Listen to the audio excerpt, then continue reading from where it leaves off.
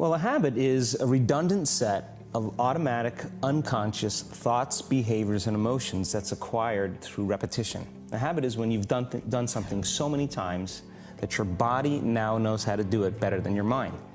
So if you think about it, people wake up in the morning, they begin to think about their problems.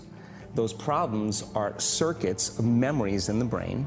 Each one of those memories are connected to people and things at certain times and places. And if the brain is a record of the past, the moment they start their day, they're already thinking in the past.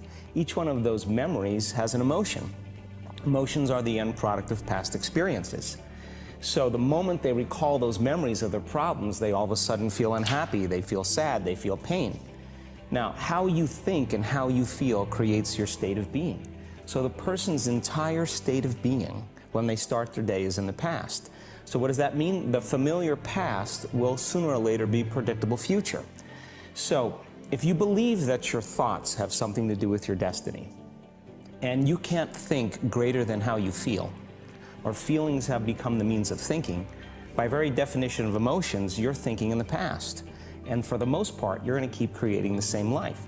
So then people grab their cell phone, they check their WhatsApp, they check their text, they check their emails, they check Facebook, they take a picture of their feet, they post it on Facebook, they tweet something, they do Instagram, they check the news, and now they feel really connected to everything that's known in their life.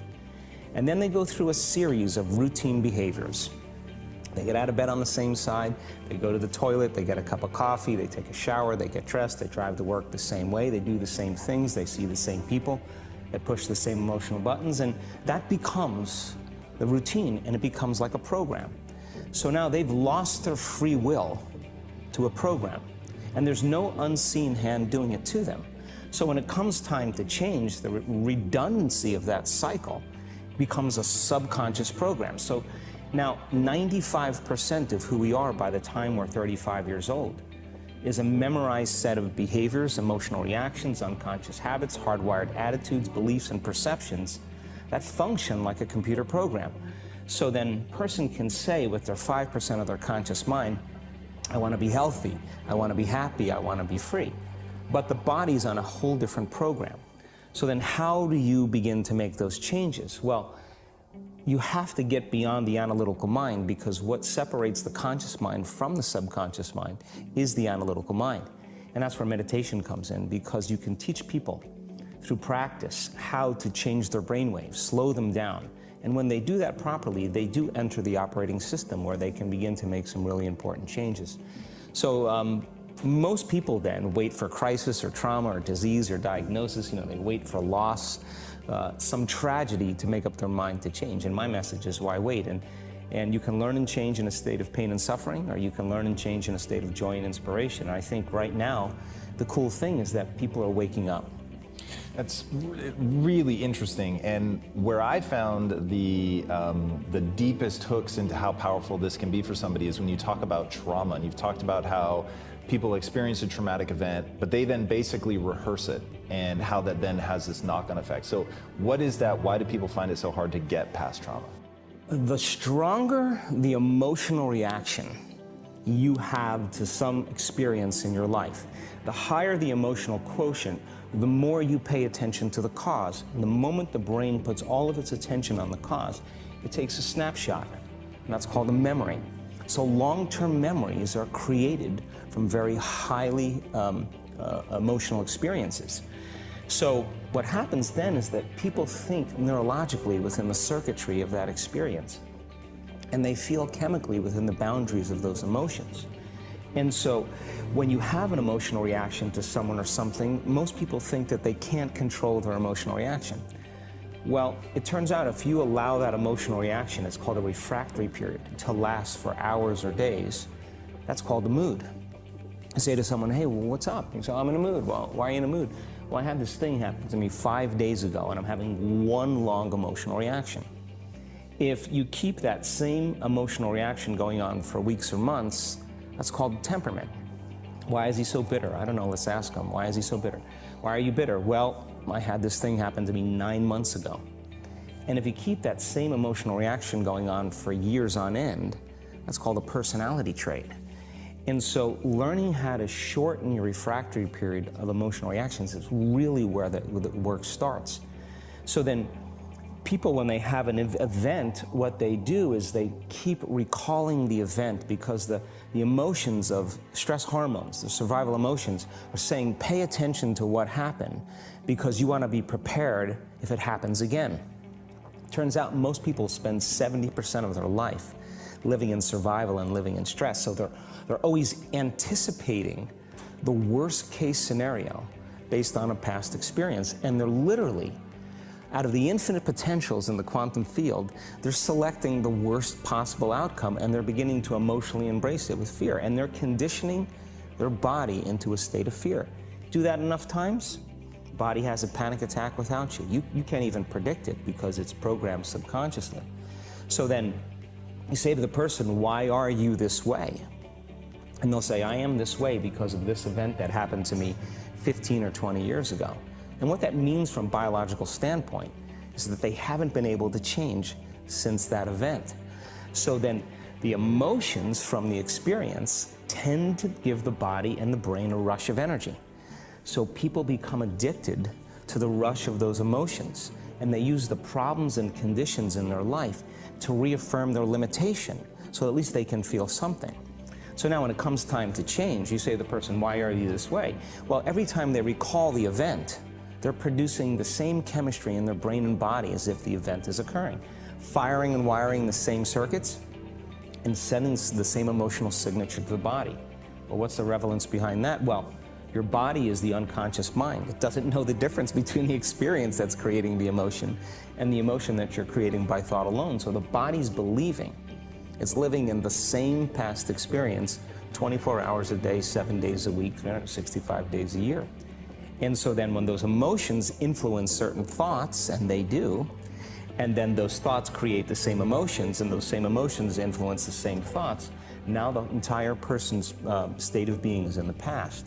So then the hardest part about change is not making the same choices you did the day before, period. And the moment you decide to make a different choice, get ready, because it's going to feel uncomfortable. The bigger thing is that we keep firing and wiring those circuits. They become more hardwired. So you have a thought and then the program runs. But it's the emotion that follows the thought. If you have a fearful thought, you're going to feel anxiety. The moment you feel anxiety, your brain's checking in with your body and saying, yeah, you're pretty anxious. So then you start thinking more corresponding thoughts equal to how you feel.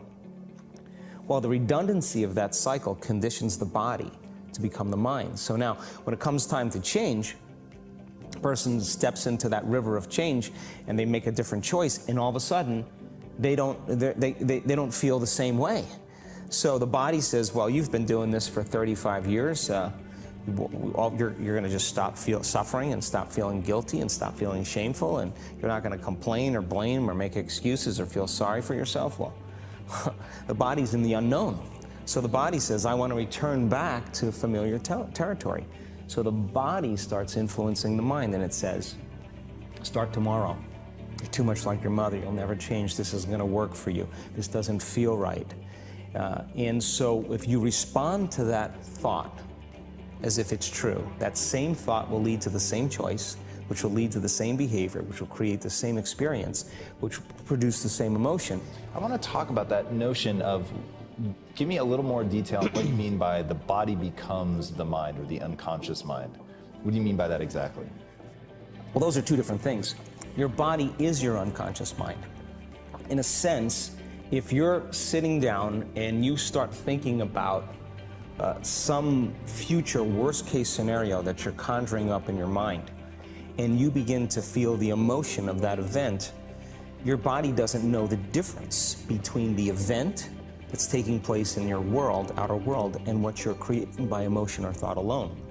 So most people then, they're constantly reaffirming their emotional states. So when it comes time to give up that emotion, they can say, I really want to do it. But really the body is stronger than the mind because it's been conditioned that way. So the servant now has become the master. And the person, all of a sudden, once they step into that unknown, they'd rather feel guilt and suffering because at least they can predict it. Being in the unknown is a scary place for most people because the unknown is uncertain. And when people say to me, well, I can't predict my future, I'm in the unknown, and I always say the best way to predict your future is to create it.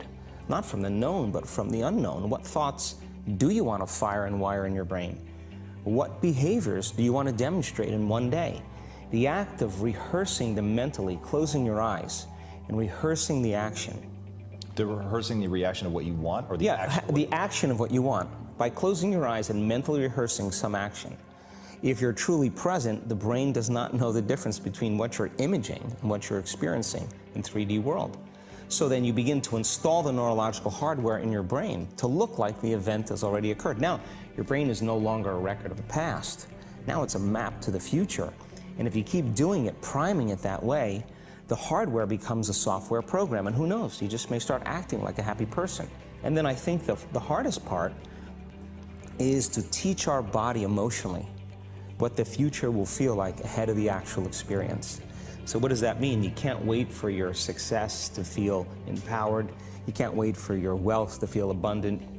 You can't wait for your new relationship to feel love, or your healing to feel whole. I mean, that's the old model of reality, of cause and effect, waiting for something outside of us to change how we feel inside of us. And when we feel better inside of us, we pay attention to whoever or whatever caused it. But what that means then is that from the Newtonian world is that most people spend their whole life living in lack, waiting for something to change out there. What do you mean the Newtonian world? The Newtonian world is all about the predictable. It's all about predicting a future. But the quantum model of reality is about causing an effect. The moment you start feeling abundant and worthy, you are generating wealth. The moment you're empowered and feel it, you're beginning to step towards your success. The moment you start feeling whole, your healing begins. And when you love yourself and you love all of life, you'll create an equal. And now you're causing an effect. And I think that's the difference between living as a victim in your world, saying, I am this way because of this person or that thing or this experience. They made me think and feel this way. When you switch that around, you become a creator of your world, and you start saying, my thinking and my feeling is changing an outcome in my life. And now that's a whole different game, and we start believing more that we're creators of reality. So how do we go from, okay, I have this negative emotion, it's controlling my life, it's got me in this cycle of, I think about this emotion, which triggers a chemical reaction, which trains my body to feel that way, which makes it easier and more likely I will do it again, and so now I'm in this vicious cycle. And unconscious, and it's unconscious. Right, and you said, does your thinking create your environment, or does your environment create your thinking, which I thought was really, really interesting. So how do we then go from that, like mechanistically, to begin this visualization process of something that's empowering? It's me in a different state, it's my future self. Is it meditation? Is it, what does that look like? If you're not being defined by a vision of the future, then you're left with the old memories of the past, and you will be predictable in your life. And if you wake up in the morning and you're not being defined by a vision of the future, as you see the same people and you go to the same places and you do the exact same thing at the exact same time, it's no longer that your personality is creating your personal reality. Now your personal reality is affecting or creating your personality. Your environment is really controlling how you think and feel unconsciously, because every person, everything, every place, every experience has a neurological network in your brain. Every experience that you have with every person produces an emotion. So some people will use their boss to reaffirm their addiction to judgment. They'll use their enemy to reaffirm their addiction to hatred. They'll use their friends to reaffirm their addiction to suffering. So now they need the outer world to feel something. So to change then is to be greater than your environment, to be greater than the conditions in your world. And the environment is that seductive. So then why is meditation the tool? Well, let's sit down, let's close our eyes. Let's disconnect from your outer environment. So if you're seeing less things, there's less stimulation going to your brain. If you're playing soft music or you have earplugs in, less sensory information coming to your brain, so you're disconnecting from your environment. If you can sit your body down and tell it to stay like an animal, stay right here. I'm going to feed you when we're done. You can get up and check your emails, you can do all your texts, but right now, you're going to sit there and obey me. So then, When you do that properly, and you're not eating anything or smelling anything or tasting anything, you're not up experiencing and feeling anything, you would have to agree with me that you're being defined by a thought, right? So when the body wants to go back to its emotional past, and you become aware that your attention is on that emotion, and where you place your attention is where you place your energy, you're siphoning your energy out of the present moment into the past, and you become aware of that. And you settle your body back down in the present moment, because it's saying, well, it's 8 o'clock. You normally get upset because you're in traffic around this time. And here you are sitting, and we're used to feeling anger, and you're off schedule. Oh, it's 11 o'clock, and you usually check your emails and judge everybody. Well, the body's looking for that predictable chemical state. Every time you become aware that you're doing that, and your body is craving those emotions, and you settle it back down into the present moment, you're telling the body, it's no longer the mind, that you're the mind, and now your will is getting greater than the program. And if you keep doing this over and over again, over and over again, over and over again, just like training a stallion or a dog, it's just gonna say, I'm gonna sit. And the moment that happens, and the body's no longer the mind, when it finally surrenders, there's a liberation of energy. We go from particle to wave, from matter to energy, and we free ourselves from the chains of those emotions that keep us in the familiar past. And we've seen this thousands of times. In fact, we can actually predict it now on a brain scan.